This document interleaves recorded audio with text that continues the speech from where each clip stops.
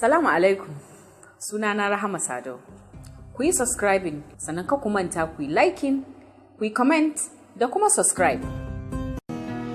Idan na ce maza suna cikin dalilin da ya sa lesbian ya zama rampant, kar ku ga laifina.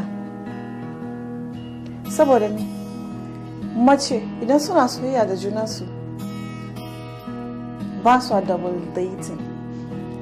Kuma idan mace ta ce tana son mace, do you know how difficult a matsayin a ku maza kun san courage da kuke tarawa kamun ku je ku samu mace ku ce wani kuna son ta? It's either one or two things. It's either ta ce maka bani yi ko ta ce tana yi. Kowane namiji yana hating failure a ce ya je wurin na mace ta ce mishi a'a. To har idan na mace za ta bude baki ce ta ga yar uwarta na mace wai ina son ki, na tabbatar muku she can go extra mile dan ta ga ta faranta ma wannan yarinyar rai.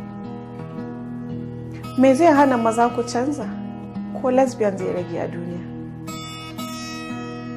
Wasu ma they are proud of it, sai kaga suna ce ni lesbian ce fa.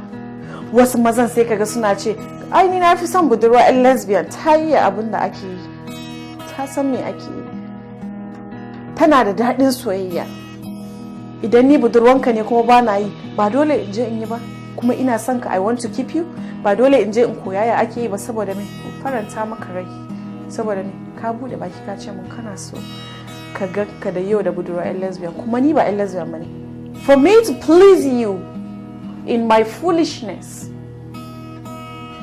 for me to please you a dan wawan sani na, sai in so in je in abin da bai dace ba saboda in please ɗinka a matsayin ka ne shi.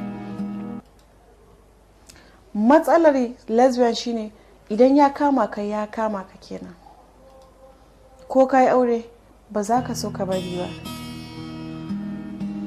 Allah ya kiyaye ranar da wata 'yan lesbian za ta ɗauki yariyarta saboda tana jin sha'awa ta yi abin da bai kamata da ita ba. Allah kai ya kai mu wannan zamanin.